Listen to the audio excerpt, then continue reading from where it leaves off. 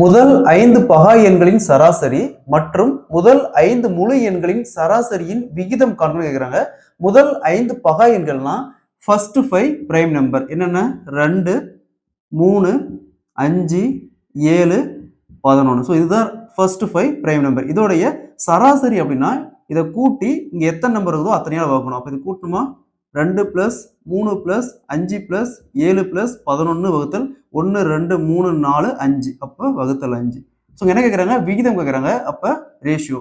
அடுத்தது முதல் 5 முழு எண்களின் சராசரி அப்படிங்கிறாங்க. முழு எண்ணா ஹோல் நம்பர். ஹோல் நம்பர் 0 1 2 3 4 இதுதான் முதல் 5 முழு எண்கள். ஸோ இதோட சராசரினா இதை கூட்டி எத்தனை நம்பர் இருக்கோ அத்தனையில வகுக்கணும். அப்போ 0 பிளஸ் 1 பிளஸ் 2 பிளஸ் 3 பிளஸ் 4 வகுத்தல் 5.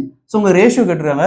ஸோ ரேஷியோ டினாமினேட்டர்ல ரெண்டுமே காமனா இருக்கு. அப்ப டைரக்டா அதை அப்படியே கேன்சல் பண்ணிடலாம். அடுத்தது பாருங்க இதை மட்டும் ஆட் பண்ணா 2 plus 3 plus 5 plus 7 plus 11 equal to 28. இங்க 1 பிளஸ் 2 பிளஸ் 3 பிளஸ் 4 10.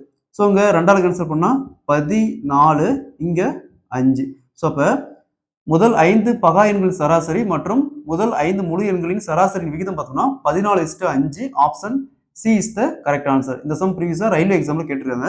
அடுத்தது முதல் 4 பகு எண்களின் சராசரி மற்றும் முதல் 4 பகா எண்களின் சராசரியின் விகிதம் கணக்கிடுறாங்க.